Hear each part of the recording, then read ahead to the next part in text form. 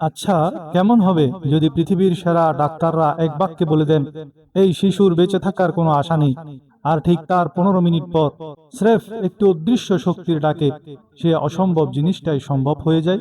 আজ আমি আপনাদের এমন একজন মানুষের বাস্তব জীবনের অবিশ্বাস্য ঘটনা শোনাবো, যিনি নিজে নিউ ইয়র্কের একটি বিশাল হাসপাতালের নামকরা ডাক্তার ছিলেন। শুধু তাই নয়, তিনি ছিলেন একজন কট্টর নাস্তিক।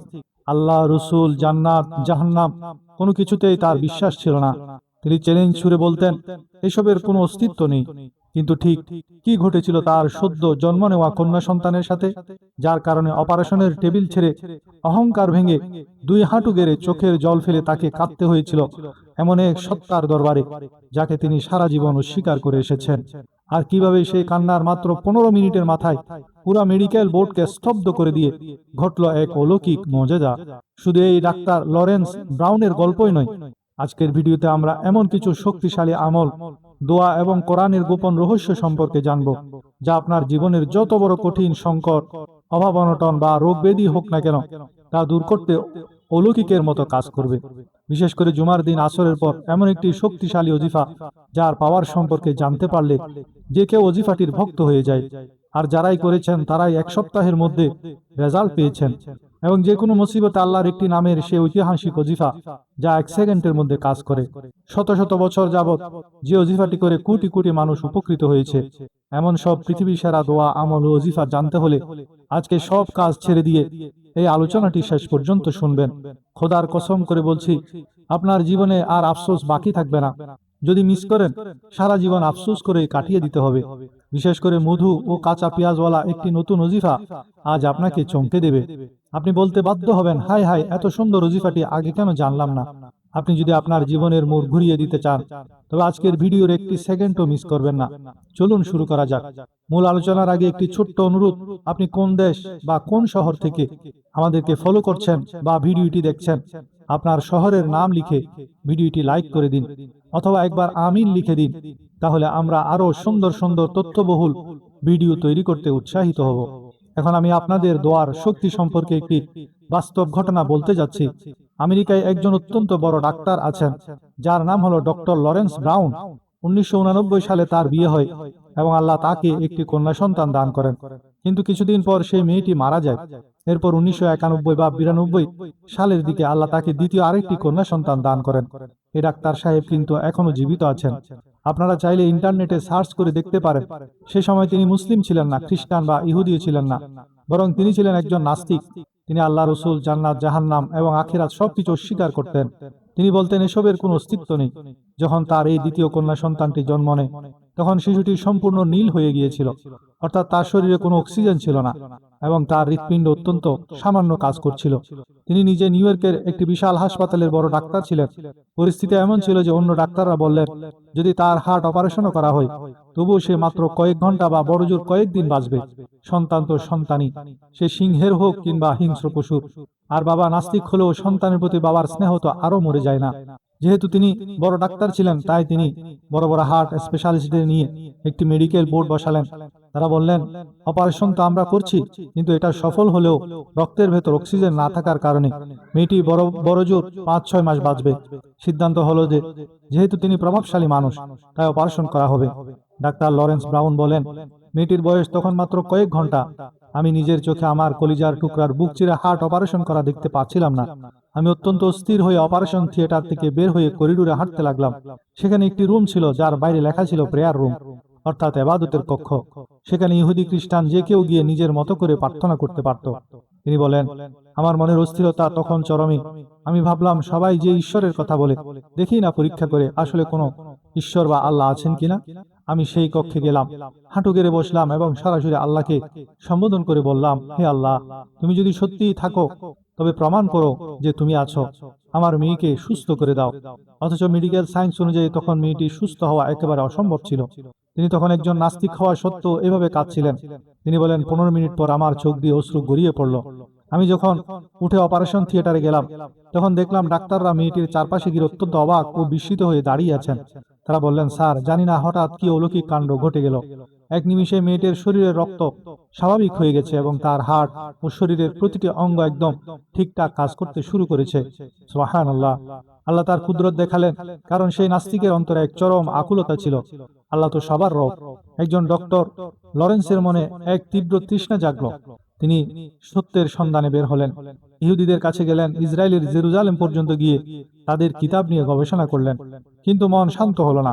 খ্রিস্টানদের খুঁজে ইটালি গেলেন, বড় বড় ধর্মযাজকের সাথে দেখা করলেন, কিন্তু মন সায় দিল না। এরপর তিনি ভারতে এসে হিন্দুদের ধর্মগ্রন্থ নিয়ে অনুসন্ধান করলেন।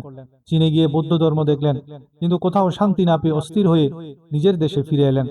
একদিন তিনি মুসলমানদের একটি ছোট্ট এবাদতগাহ তথা মসজিদের সামনে গেলেন। তিনি ভাবলেন, একবার এদেরকেও পরখ করে দেখি। অথচ তার সবচেয়ে বেশি ঘৃণা ছিল মুসলমানদের প্রতি। তিনি বলেন, আমি যখনই মসজিদে ঢুকতে গেলাম, এক অজানা ভয়ে পিছিয়ে এলাম। দ্বিতীয়বার যখন আবার ঢোকার চেষ্টা করলাম, তখন মনে হলো যেন অত্যন্ত শীতল ও প্রশান্ত একটা কিছু আমার বুকের ভেতর প্রবেশ করলো। আমি সেই তীব্র শীতল অনুভূতির ভয়ে সেদিন ভেতরে ঢুকতে পারিনি। পরে আমি ভাবলাম, আচ্ছা, মুসলমানদের একটি কিতাব আছে কোরআন, সেটা একটু পড়ে দেখি। যখনই আমি কোরআন অধ্যয়ন শুরু করলাম, আল্লাহ আমার অন্তরের চোখ খুলে দিলেন। আজ সেই ব্যক্তি ইসলামের উপর 8টি বই লিখেছেন।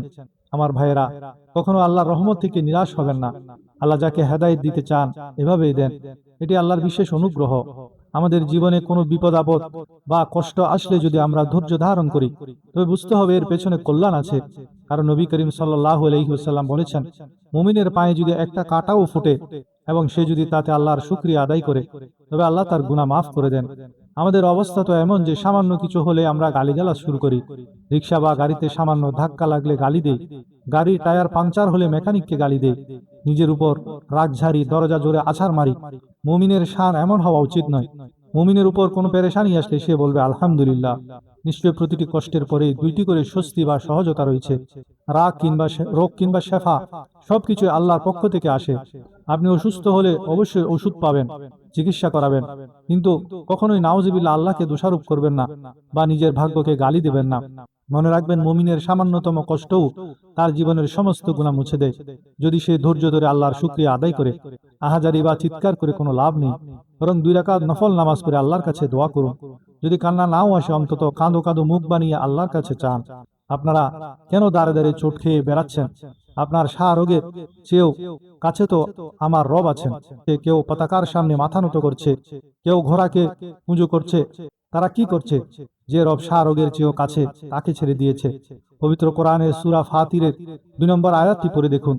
এক সাহাবী বলেছিলেন, তিনি আয়াত পড়ার পর তিনি দুনিয়ার সবকিছু থেকে বেপরোয়া হয়ে গিয়েছিলেন। যার একটি হলো সূরা ইউনূসের 107 নং আয়াত, একটি সূরা ফাতিরের 2 নং আয়াত এবং অপরটি সূরা হুদের 6 নং আয়াত। এই আয়াতগুলোর মূল কথা হলো, আল্লাহ যদি কাউকে কোনো কল্যাণ দিতে চান, তবে কেউ তা রুখতে পারে না। আর আল্লাহ যদি কোনো ক্ষতি করতে চান, তবে কেউ তা থেকে বাঁচাতে পারবে না। যখন আল্লাহর উপর আমাদের এই স্তরের বিশ্বাস ও আস্থা তৈরি হবে, তখনই আল্লাহর সাহায্য আসবে। এখন অত্যন্ত কার্যকর কিছু আমল ও দোয়া তুলে ধরছি, যা নিয়মিত করলে আল্লাহর ফজলে সমস্ত সংকট, কঠিন থেকে কঠিনতর সংকট দূর হয়ে যাবে। রিজিক ও সংকট মুক্তির বিশেষ জুমার আমলটি হলো, এটি আমার অত্যন্ত ব্যক্তিগত এবং আমার ওস্তাদের, আল্লাহ তাকে জান্নাতুল ফেরদৌস নসিব করুন, শেখানো একটি অত্যন্ত পরীক্ষিত ও মুজাররব আমল। আমি যখন বড় অর্থ সংকটে ছিলাম, তখন তিনি আমাকে এটি দিয়েছিলেন এবং বলেছিলেন মানুষের কাছে এটি পৌঁছে দিতে। পুরুষ বা নারী যে কেউ এই আমলটি করতে পারেন। সময় হলো জুমার দিন আসরের নামাজের পর। নিয়ম হলো, আসরের নামাজের পর নিজের জায়নামাজে বসে স্বাভাবিক তাসবিহ তাহলিল শেষ করে প্রথমে 11 বার দরুদ ইব্রাহিমী পড়বেন। আওয়াজ এতটুকু হবে যেন নিজের কানে তা শুনতে পান। এরপর পূর্ণ বিশ্বাসের সাথে 70 বার আয়াতুল কুরসি পড়বেন। অবশ্যই শুরুতে একবার আউযু বিল্লাহি মিনাশ শাইতানির রাজিম পড়ে নেবেন, এটিও নিজের কানে শোনার মতো আওয়াজে পড়বেন। সবশেষে আবার 11 বার দরুদ ইব্রাহিমী পড়বেন। এরপর রিজিকের দোয়া, হাদিসে বর্ণিত রিজিকের দোয়াগুলো পড়ে আল্লাহর কাছে মুনাজাত করবেন। রিজিকের দোয়াগুলি হলো, নাম্বার 1, আল্লাহুম্মা আকফিনি বিহালালিকা আন হারামিকা ওয়া আগনিনি বিফাদলিকা আম্মান সিওয়াক। অর্থাৎ, হে আল্লাহ, আপনার হালাল রিজিকের মাধ্যমে আমাকে আপনার হারাম রিজিক থেকে বাঁচান এবং আপনার অনুগ্রহের মাধ্যমে আমাকে আপনি ছাড়া অন্য সবার থেকে বেপরোয়া বা স্বাবলম্বী করে দিন। 2 নম্বর হলো, আল্লাহুম্মা ইন্নী আসআলুকা ইলমান নাফিআন ওয়া রিজকান তাইয়্যিবান ওয়া আমালান মুতাকাব্বালান। অর্থাৎ, হে আল্লাহ, আমি আপনার কাছে উপকারী জ্ঞান, পবিত্র রিজিক এবং কবুলযোগ্য আমল প্রার্থনা করছি। 3 নম্বর হলো আল্লাহুম্মা ইন্নী আউযু বিকা মিনাল হাম্মি ওয়াল হাযানি ওয়া আউযু বিকা মিনাল আজজি ওয়াল কাসালি ওয়া আউযু বিকা মিনাল জুবনি ওয়াল বুখলি ওয়া আউযু বিকা মিন গালাবাতিদ দাইনি ওয়া কাহরির রিজাল। অর্থাৎ হে আল্লাহ, আমি আপনার আশ্রয় চাচ্ছি উৎকণ্ঠা ও দুঃখ কষ্ট থেকে, আশ্রয় চাচ্ছি অক্ষমতা ও অলসতা থেকে, আশ্রয় চাচ্ছি ভীরুতা ও কৃপণতা থেকে, আশ্রয় চাচ্ছি ঋণের বোঝা মানুষের দমন পীড়ন থেকে। আল্লাহর ফজলে এক জুমা থেকে দ্বিতীয় জুমা আসার আগেই আপনার সমস্ত ঋণ, অবরুদ্ধ ও কঠিন অভাব অনটন দূর হতে শুরু করবে। সকাল সন্ধ্যার সুরক্ষার দোয়া। নবী করিম সাল্লাল্লাহু আলাইহি সাল্লাম বলেছেন, যে ব্যক্তি সকালে এবং সন্ধ্যায় ফজর এবং মাগরিবের নামাজের পর 3 বার এই দোয়াটি পড়বে, আসমান ও জমিনের কোনো কিছু তার কোনো ক্ষতি করতে পারবে না। এটি প্রিয় নবীজির গ্যারান্টি। অপর হাদিসে এসেছে, যে ব্যক্তির মৃত্যুর দিন ঘনিয়ে আসবে, আল্লাহ তাকে সেদিন এই দোয়াটি পড়তে ভুলিয়ে দেবেন। তাছাড়া অন্য কোনো দিন তার ক্ষতি হবে না। দোয়াটি হলো, বিসমিল্লাহিল্লাযী লা ইয়াদুররু মা আসমিহি শাইউন ফিল আরদি ওয়ালা ফিস সামাই ওয়া হুয়াস সামিউল আলিম। ঘর থেকে বের হওয়ার সময় দোয়া। নবীজি সাল্লাল্লাহু আলাইহি সাল্লাম বলেছেন, ঘর থেকে বের হওয়ার সময় যে ব্যক্তি এই দোয়াটি পড়বে, তার ব্যক্তিগত জিন বা শয়তান তার থেকে দূরে সরে যায়। বাইরে অপেক্ষমান অন্য শয়তানরা যখন তাকে আক্রমণ করতে চায়, তখন তার সঙ্গী শয়তানটি বলে, তুই কার পেছনে লেগেছিস? ও এমন কালমা পড়েছে যে আসমান থেকে ঘোষণা দেওয়া হয়েছে, হে বান্দা, তুমি আল্লাহর আমানত ও সুরক্ষায় চলে এসেছো, সুতরাং ওর উপর আমাদের কোনো নিয়ন্ত্রণ নেই। সেই দোয়াটি হলো, বিসমিল্লাহি তাওয়াক্কালতু আলাল্লাহ লা হাওলা ওয়ালা কুওয়াতা ইল্লা বিল্লাহ। বিসমিল্লাহি তাওয়াক্কালতু আলাল্লাহ লা হাওলা ওয়ালা কুওয়াতা ইল্লা বিল্লাহ। অর্থাৎ আল্লাহর নামে, আল্লাহর উপরই ভরসা করলাম, আল্লাহর সাহায্য ছাড়া গুনাহ থেকে বেঁচে থাকার এবং নেক কাজ করার কোনো শক্তি কারণে। দুরারোগ্য ব্যাধি থেকে মুক্তির দোয়া। আজকের দুনিয়ার ডাক্তাররা যে সমস্ত রোগকে লা ইলাজ বা নিরাময় অযোগ্য বলে হাত তুলে দেয়, সারেন্ডার করে, আল্লাহ এমন কোনো রোগ দুনিয়ায় পাঠাননি যার প্রতিষেধক বা চিকিৎসা তিনি আগে অবতীর্ণ করেননি। এই সমস্ত কঠিন রোগ ও মহামারী থেকে বাঁচতে নবীজি এই দোয়াটি শিখিয়েছেন, আল্লাহুম্মা ইন্নী আউযু বিকা মিনাল বারাসি ওয়াল জুনুনি ওয়াল জুজাম ওয়া মিন সাইয়্যিল আসকাম। আল্লাহুম্মা ইন্নী আউযু বিকা মিনাল বারাসি ওয়াল জুনুনি ওয়াল জুজাম ওয়া মিন সাইয়্যিল আসকাম।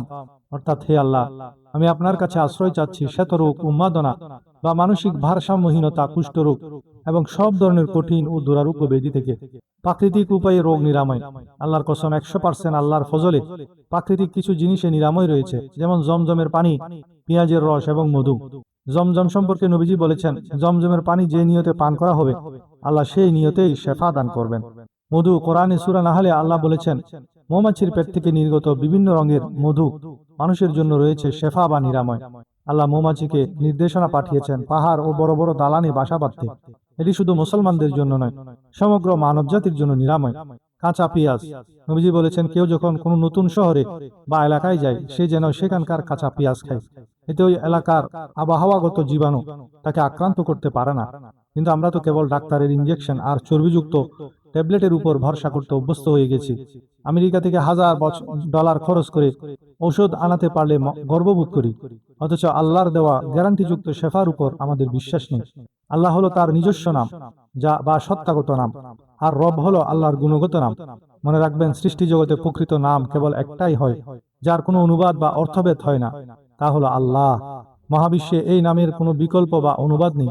বাকি যত নাম আছে, যেমন রহমান, রহিম, মালিক, কুদ্দুস, সালাম, মুমিন, মুহাইমিন, আজিজ, জব্বার, মুতাকাব্বির, এগুলি সবই আল্লাহর সিফতি বা গুণবাচক নাম। আল্লাহ আমাদের আদেশ দিয়েছেন, তোমরা আমার সুন্দর সুন্দর গুণবাচক নামের উসিলা নিয়ে আমার কাছে সাহায্য চাও। আপনি অসুস্থ, তবে বলুন, ইয়া আল্লাহু ইয়া শাফি, হে রোগ নিরাময়কারী। আপনি বেকার বা অনটনে আছেন, তবে বলুন, ইয়া আল্লাহু ইয়া গনিয়্যু ইয়া মুগনি, হে অভাব মোচনকারী, হে ধনীকারী। আপনারা নিজেরা কেন সরাসরি আল্লাহর কাছে দোয়া করেন না? এই কপালটাকে আল্লাহর সামনে একবার লুটিয়ে দিন, অবনত করুন। তিনি আপনাকে দুনিয়ার আর কারো সামনে মাথা নোয়াতে দেবেন না। তিনি নিজেই দিনে 5 বার আপনাকে ডাকছেন, ঘোষণা করছেন, হাইয়া আলাস সালাহ, হাইয়া আলাল ফালাহ, নামাজের দিকে এসো, কল্যাণের দিকে এসো। উভয় জাহানের সফলতা দেওয়ার মালিক তো আল্লাহ।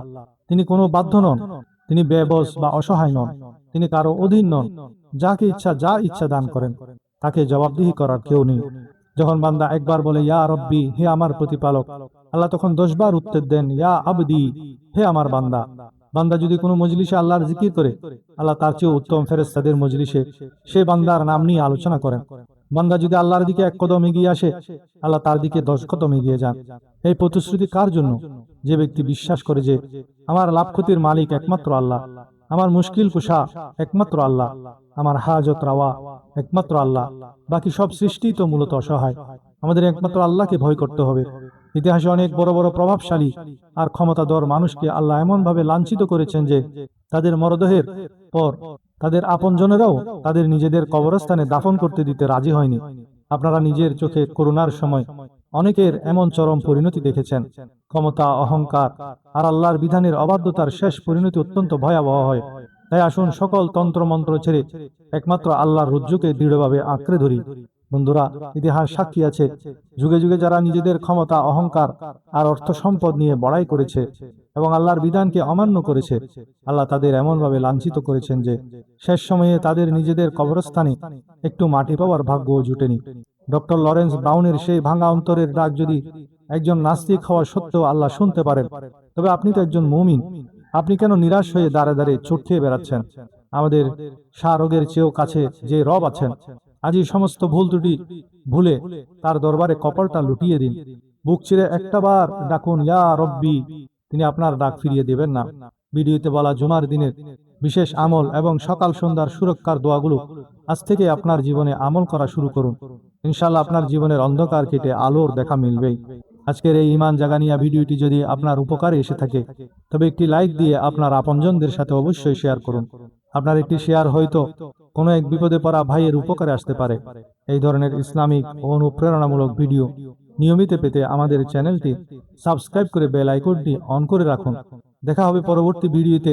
ততক্ষণ সবাই আল্লাহর হেফাজতে ভালো থাকুন, সুস্থ থাকুন। আসসালামু আলাইকুম ওয়া রাহমাতুল্লাহ।